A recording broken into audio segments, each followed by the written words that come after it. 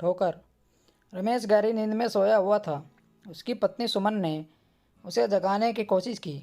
वह इतनी आवाज़ में बोली कि साथ में सोया उसका 4 साल का बेटा निक्कू भी जाग गया था। वह डरी निगाहों से माँ को देखने लगा। क्या हो गया?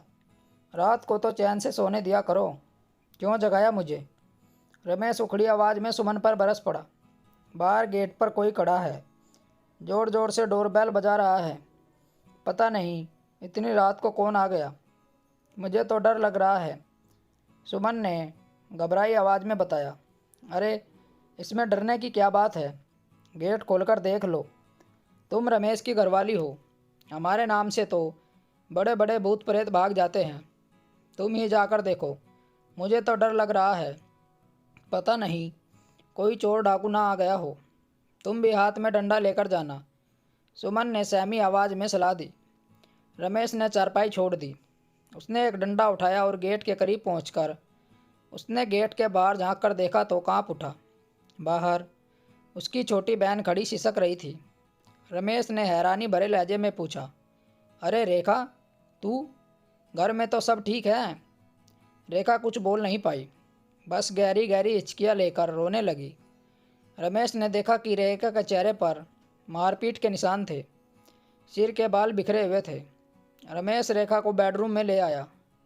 वह बार बार रेखा से पूछने की कोशिश कर रहा था कि ऐसा क्या हुआ उसे। आधी रात को अपना घर छोड़ने के लिए मजबूर होना पड़ा।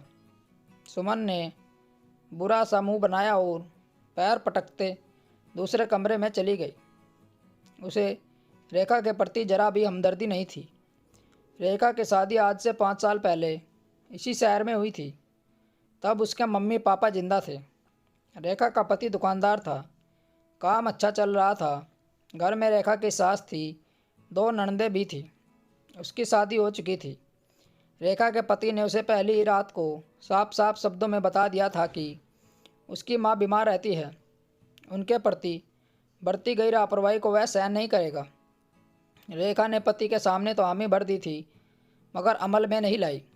कुछ दिनों बाद अशोक ने रमेश के सामने शिकायत की। जब रमेश ने रेखा से बात की तो वह बुरी तरह भड़क उठी। उसने तो अशोक की शिकायत पूरी तरह नकार दिया, उल्टा अशोक पर ही नामर्दी का आरोप लगा दिया। अशोक ने अपने ऊपर नामर्द होने का आरोप सुना तो वह रमेश के साथ डॉक्टर के पास पहुंचा। अपनी डॉक्टरी जांच कराकर रिपोर्ट उसके सामने रखी तो रमेश को रेखा पर बेहद गुस्सा आया। उसने डांट डपट कर रेखा को ससुराल भेज दिया। रेखा ससुराल तो आ गई, मगर उसने पति और सास की अनदेखी जारी रखी। उसने अपनी जिम्मेदारी को महसूस नहीं किया।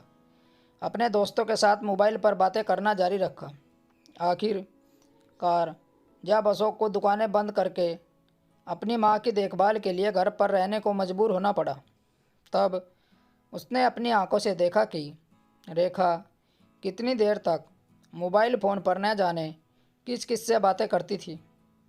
एक दिन अशोक ने रेखा से पूछ ही लिया कि वह इतनी देर से वह किससे बातें कर रही थी। पहले तो रेखा कुछ बताने को तैयार नहीं हुई, पर जब अशोक गुस्से में भर उठा तो रेखा ने अपने भाई रमेश का नाम ले लिया।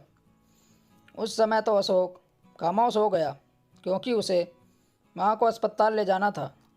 जब टैक्सी से अस्पताल की तरफ जा रहा था तब उसने रमेश से पूछा तो उसने इनकार कर दिया कि उसके पास रेखा का कोई फ़ोन नहीं आया था। अशोक 2 घंटे बाद घर वापस आ गया तो रेखा को मोबाइल फ़ोन पर खिलखिलाकर बातें करते हुए देखकर बुरी तरह सुलग उठा। उसने तेज़ी से लपक कर रेखा के हाथ से मोबाइल छीनकर उसको थप्पड़ जमा दिए।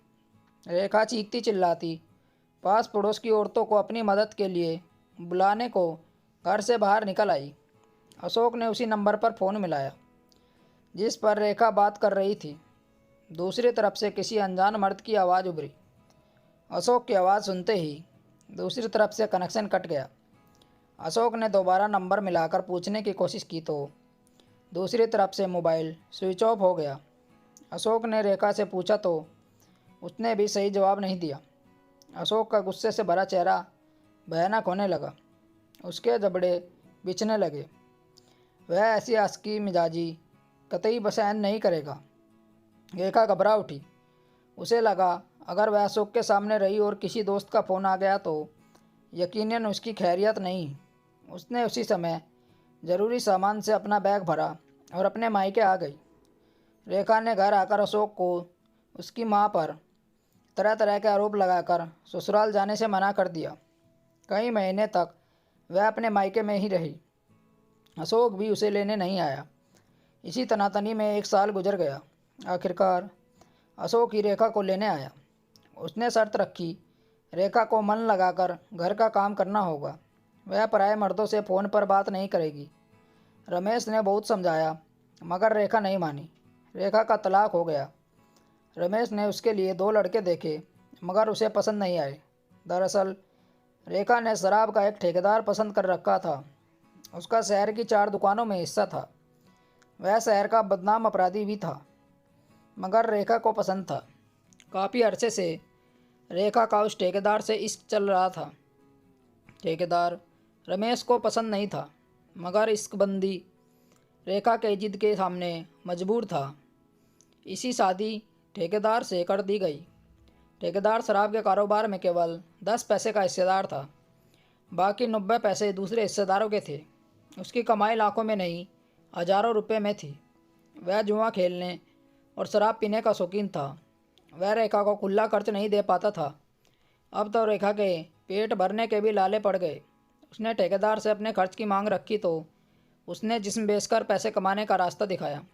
रेखा ने मना किया तो ठेकेदार ने घर में ही शराब बेचने का रास्ता सुझा दिया। अब रेखा करती भी क्या? अपना मायका भी उसने गंवा दिया था, जाती भी कहाँ। उसने शराब बेचने का धंधा शुरू कर दिया। उसका जवान बदन देखकर मनचले शराब खरीदने रेखा के पास आने लगे। उसका कारोबार अच्छा चल निकला। ठेकेदार को लगा कि रेखा खूब माल कमा रही है तो उसने अपना हिस्सा मांगना शुरू कर दिया। रेखा ने पैसे देने से इनकार किया। उस रात दोनों में झगड़ा हुआ। रेखा जमा किए तमाम रुपए एक पुराने बैग में भरकर घर से भाग निकली। दोस्तों, कहानी अच्छी लगी हो तो चैनल को सब्सक्राइब करना न भूलें और अपनी राय कमेंट बॉक्स में ज़रूर दें। कहानी सुनने के लिए धन्यवाद। राम राम दोस्तों।